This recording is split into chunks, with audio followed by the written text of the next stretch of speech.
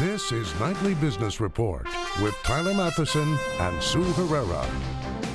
Fast lane. Auto sales remain on track for their best year in almost a decade, making this one part of the economy that seems to be firing on all cylinders. Security failures despite billions being spent at our nation's airports. A new report shows it's way too easy to get past security.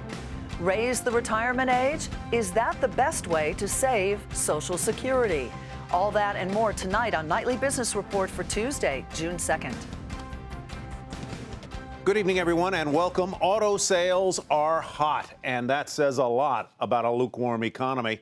The industry is on track now for its second best year ever for car and light truck sales as attractive financing and promotions draw consumers into showrooms. Several top car makers, including Fiat, Chrysler, General Motors, and Ford, reported better than expected results. Shares of the big three were mixed in today's session. GM rose a fraction, Fiat and Ford down just a bit. Phil LeBeau takes us for a ride. The American car buyer was out in force last month, with auto sales for the month of May coming in at their strongest pace since late 2005, early 2006. Almost every automaker reported better than expected sales, with the big four reporting sales that were 2 to 4% better than Wall Street estimates. And in particular, the big three had a big May. Pickup trucks, SUV sales, very strong. On the pickup side of the business, not only were there higher transaction prices, but modest incentives, meaning dealers didn't have to spend as much to close a deal. The strong pace of sales in the month of May sets up the question of what we'll see for the rest of this year. Inventories are lean because there's so much demand in the market right now. Will it continue? In the words of one person in the auto business, we're not seeing any slowdown anytime soon. Phil LeBeau, Nightly Business Report, Chicago. In contrast to auto sales, new orders for manufactured goods fell in April, the 8th decline in 9 months. The Commerce Department reports that factory orders dropped 0.4%, a sign that the stronger dollar is still hurting manufacturing. Cheaper oil has also cut demand from energy firms for pipelines and equipment. Federal Reserve official today said recent weak economic reports raised doubts about the strength of the economy and whether it will snap back fast after the weak first quarter. In a speech, Central Bank Governor Lael Brainerd said the data so far do not suggest a quick, significant rebound. There may be reasons not to dismiss the recent soft readings entirely. First, the limited data in hand pertaining to the second quarter do not suggest a significant bounce back yet. And second, it wouldn't be the first time. The underlying momentum of our recovery has proven susceptible to headwinds, which has kept economic growth well below the average of previous upturns. The headwinds she listed included a strong dollar and cheaper oil. Despite her downbeat view of the economy, she did say a rate hike this year is still possible. On Wall Street, those strong auto sales were not enough to send the major indices to the plus side. By the close, the Dow Jones Industrial Average lost 28 points to 18,011. The Nasdaq dropped 6, and the S&P 500 declined by 2 points.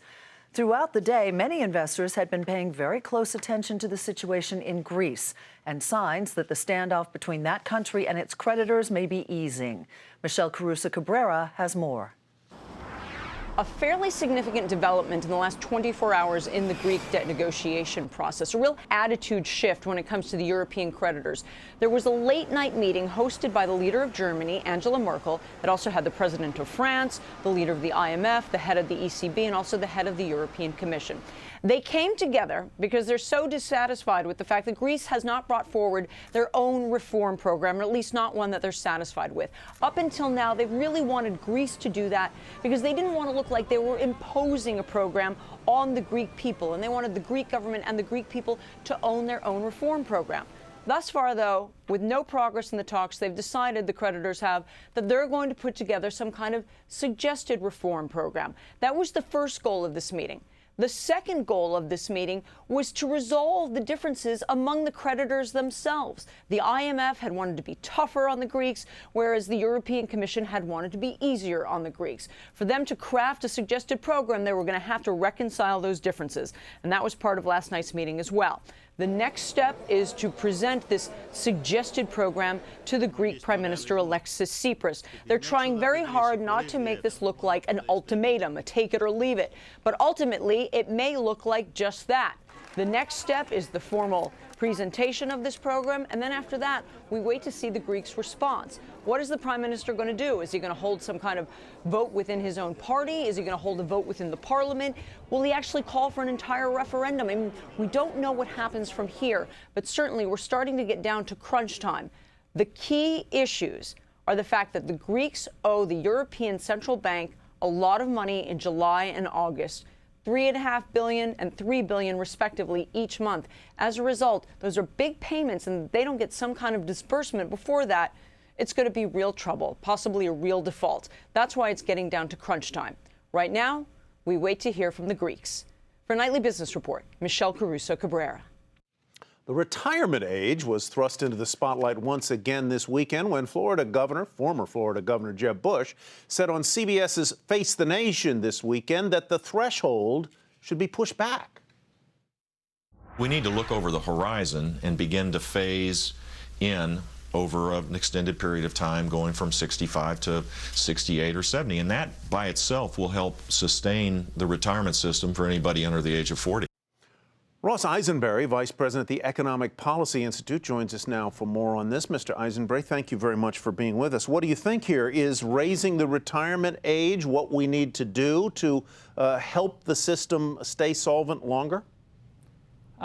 You know, raising the retirement age will make the system solvent a little longer, but it's not the biggest problem.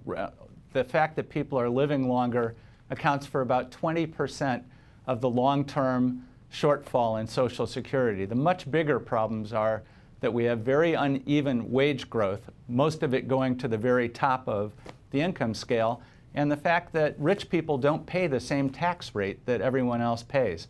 So that if you earn up to $118,500, you pay Social Security tax on every penny that you earn, but everything that you earn, that one earns over that,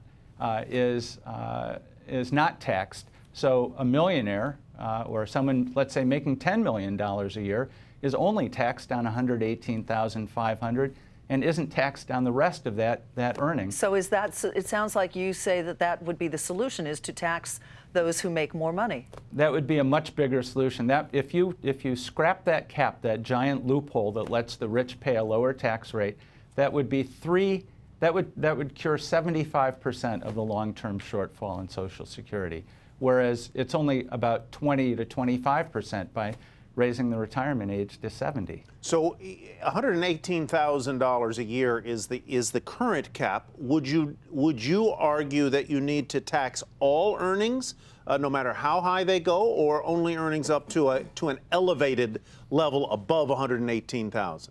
I'm in favor of scrapping the cap. We tax, for Medicare purposes, the FICA tax is on all income. There's no limit on how much, and I think the same should be the rule for Social Security.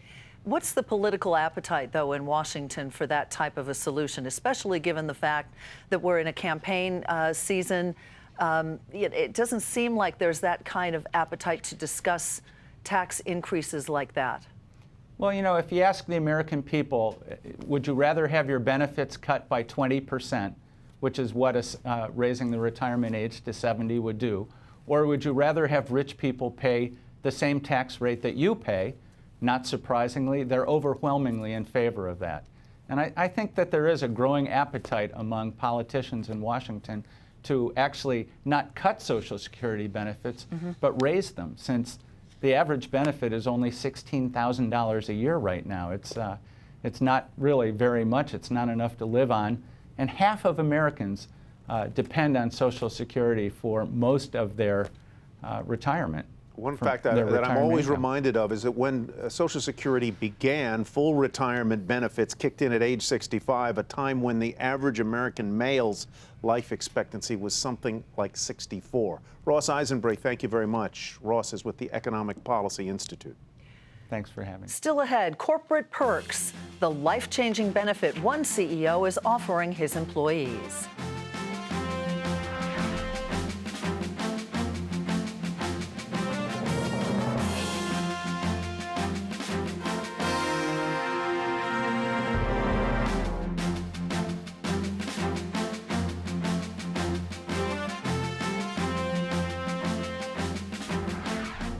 A surprise resignation today from FIFA President Sepp Blatter was followed by a report from the New York Times that he is also the focus now of a federal investigation. His resignation came just days after he was reelected to a 5th term as the head of soccer's governing body and amid allegations of corruption and the arrest of several senior members of Blatter's inner circle. Blatter, though, has not been charged with any crimes so far. In Washington, the Senate passed a bill that reforms the government's domestic spy program. The bill would end agencies' bulk collection of Americans' telephone data exposed by Edward Snowden. The legislation now goes to the president to be signed into law, and on Twitter, he said that he plans to sign it as soon as he gets it. Also in the nation's capital, lawmakers pressed regulators and Takata executives about that firm's massive recall, and their comments show the problem just keeps getting worse. Many cars that were already repaired may have to have a second airbag replacement. More than 30 million cars are involved in this massive recall. The acting director of the Transportation Security Administration has been reassigned. The decision comes after an internal investigation revealed major security failures at some of the nation's busiest airports. Fake bombs and other weapons went right through checkpoints, despite billions being spent on airport security. Eamon Javers has more. This is alarming. Nothing short of alarming. Lawmakers on Capitol Hill today were stunned in the wake of a series of failures by airport security to detect fake weapons and explosives sent through checkpoints by investigators. The revelation sparked an immediate shakeup at the top of the TSA Tuesday as Homeland Security Secretary Jay Johnson announced the reassignment of acting TSA Administrator Melvin Caraway in the fallout from the failed tests. According to a government source, red teams operated by the Inspector General of the Department of Homeland Security were able to get potentially dangerous items through checkpoints in 67 of the 70 tests they conducted across the country, a 95% failure rate. Now, experts are saying the revelations call into question the massive post-9/11 airport security spending boom. Americans should question whether their money is being spent. It's $8 billion a year and a 95% failure rate. Why are we doing this? It seems like the most expensive theater operation ever put on by anybody. To some on Capitol Hill, the answer is to partially privatize the TSA. Government has an important security role. It is an important role in connecting the dots. What it doesn't do well is manage 46,000 screeners and equipment which they have lost track of even the count of it, and then can't even monitor its effectiveness and use it properly. The Department of Homeland Security has said it has instructed the TSA to revise its procedures to conduct training for all of its officers and to test and retest its screening equipment. Meanwhile, President Obama has nominated a permanent administrator for the TSA, but that is still pending up on Capitol Hill. For Nightly Business Report, I'm Eamon Javers in Washington. The IRS pledges to make its tax filing system more secure. Testifying before the Senate Finance Committee, the agency's commissioner says the IRS will team up with tax software companies to help block identity thieves following the breach of income tax data. The battle is becoming increasingly more difficult, not just for us, but for everyone in the private sector. In many ways, this event is a shot across the bow to remind people the nature of the battle we're fighting and the sophistication of the enemy. More details on the agreement between the IRS and tax prep software companies are expected soon. Meantime, tax preparation company H&R Block is trying a new high-tech way to help you prepare your taxes. Jane Wells has more from Los Angeles. I like the 55% complete. I'm having my taxes done by John. Thank you so much for coming in today. Thanks, John. H&R Block wants to completely revamp its customer experience, and rather than spend a lot of money doing it in reality... She made a joke. It's testing it in virtual reality. What did you think of it? Cool. Block is the latest company trying to figure out if virtual reality, or VR, can be used as a business tool. Fidelity, for example, has a VR program that lets you turn your stocks into a city. And the height of the building represents the price. It's easier to experiment with VR as the cost has come down. Lieberman Research Worldwide is running the H&R Block program. It used to spend $40,000 per headset. Now it buys them from Oculus for $300. Next year, you're going to see an entire arms race happening with headsets. Already, there's probably 6 to 10 different headset manufacturers that have already announced projects. Block is exploring a new office layout with more privacy and a big screen so customers can follow the tax process. And virtual reality lets you bring together all those moving pieces and parts and do it in a way that really does feel realistic. It's so real to them, they'll start talking about the avatars. Well, John was foaming at the mouth.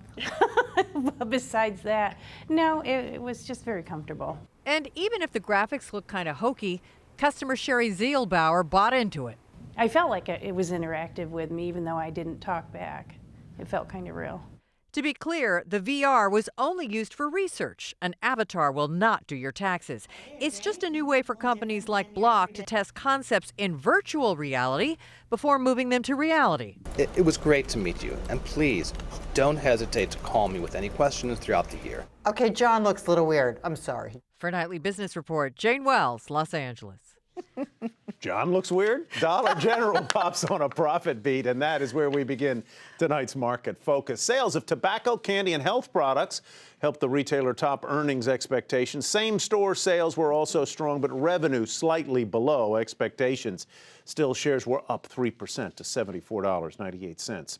Medtronic's results beat on both the top and bottom lines. This was the first quarter to include revenue from the acquisition of the surgical products maker Covidien. The company's full-year profit outlook was below estimates, citing impact from the strong dollar. Despite that, shares were fractionally higher today to $76.88. Some new guidance from Delta weighed on its shares today. The airline lowered its forecast for unit revenue, which is a key measure of its performance, on a decrease in business travel. Shares fell 2.5% to $43.21. Several hedge funds have asked Macy's to consider selling or leasing out some of its major real estate. That's according to various reports. The push is in line with real estate decisions by other major retailers. The shares popped when the news came out and finished the day up 2.5% to $68.49. Billionaires are taking part more and more in Warren Buffett's giving pledge to give away at least half of their fortunes to philanthropic causes. 10 more people have joined the effort, which was also jump-started by Bill and Melinda Gates. Among them, the founders of Groupon and Chobani, the yogurt company. There are now 137 pledgers on the list. And giving back isn't only for the super rich. One CEO of a smaller firm is giving back in his own way. Che Wong is head of a tech company called Boxed. It's kind of a mix of Costco meeting Amazon, allowing users to buy in bulk online. And although right now he only has 100 employees, he recently announced plans to pay for his workers' children's college education because he believes education is the key to closing the wage gap.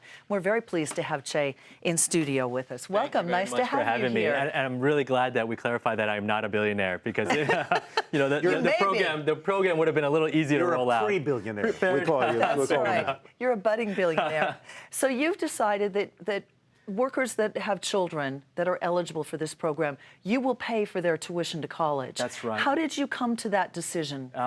It was a combination of two factors. One, me being growing up in very humble beginnings and a humble background, knowing that the reason why I am here today is because of education. And education is the real kind of trajectory changer for most families' upward mobility in this country. And so me thinking that, okay, we have that, and two, me being blessed with a skill that I can't do myself, and that for me to get the most out of myself, I actually need a great group of folks around me. So three sort of related but unrelated questions. Sure. One, how are you going to pay for it? Two, what are the strings that are attached here? How long do I have to work for or stay with the company? And three, are there any caps on the amount you will pay? Sure, so no caps at all. So whether you want to go to community college or whether you want to go to, I guess, what's the most expensive one these days? Maybe it would be George Washington or I don't know where it is, but it's really up to you. I don't want to hinder your education. That's the complete opposite of what I want to do. So no cap? No cap. Going back to the first question, it is actually my personal money, so it's actually not affiliated with the company right now. So I set aside a large portion of my personal shares in the company and a large portion of my personal cash in order to pay into a foundation or a trust of some sort. Exactly. And the cash right now is for the short-term obligations. Right. One of the folks in the warehouse today, he has a son going to college in just 3 short months, and they're not going to take box shares as payment. And so the college won't. Yeah, I asked them, and they wouldn't. And so, well, maybe some will actually eventually. Because hopefully. This is not your first. So how long do you have to work for the company? So the trigger really will be when there's a great outcome for the company. So whether we're at the New York Stock Exchange or the NASDAQ ringing the bell, or I wouldn't prefer it, but if we were acquired as a company, those shares would become liquid, and that would be the pool to be distributed to all the children of Fox. You know, you say that basically the shares are going to be in play. However, this is not your first entrepreneurial adventure. One of the ways that you helped found Box was you had another company that you sold. So that was kind of your seed money, correct? Absolutely. So that's helping in this effort. Oh, 100%. So I actually haven't taken salary in my current role for the last 2 years, and so the cash that I actually put towards the foundation was a lot of the cash that I got from the last company that we started. Very noble effort, Che. Appreciate Thank you so much for spending time with us. us. Thanks for having me here. All right, Che Wong of Boxed. And coming up, will the big bet Disney is making on a whole new type of toy pay off? We'll see.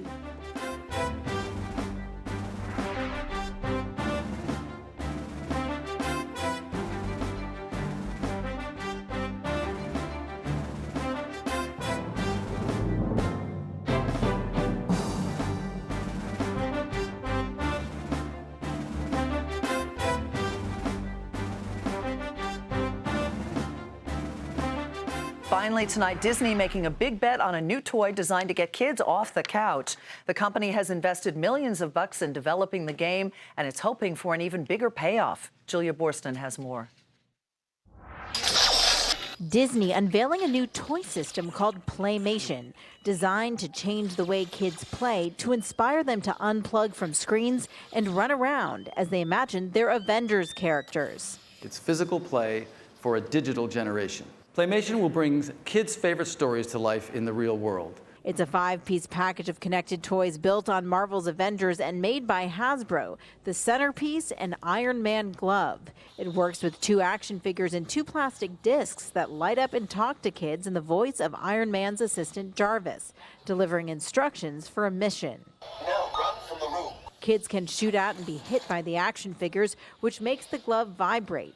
While the toys can sync with an app for more information on the mission and to get updates on progress, it works without any screens or even Wi-Fi. Playmation's system of connected toys and wearable devices bring together infrared, motion sensor, and Bluetooth technology to create a whole new category of gameplay. The package will retail for $120 in October, with pre-orders starting in July. In November, a package built around interactive Hulk hands will hit stores, with more Avengers toys in the works.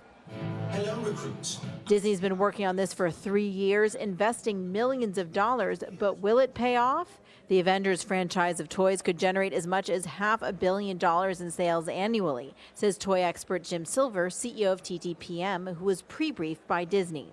He says it could hit $1 billion annually as Playmation expands to other franchises. In the coming years, we'll apply the Playmation vision and technology to create active play experiences that extend some of our most popular stories. Next up is Star Wars in 2016, and then Frozen coming in 2017. This holiday season, Disney's hoping to tap into kids' natural love of play, and parents hope to unglue their kids from screens and get them up and running. For Nightly Business Report, I'm Julia Borston in Los Angeles. That's in our future, you know yes, that, right? Both of us. Absolutely. That does it for Nightly Business Report for tonight. I'm Sue Herrera, and we want to remind you that this is the time of year your public television station seeks your support. I'm Tyler Matheson. Thanks for your support, and have a great evening, everybody. We'll see you back here tomorrow.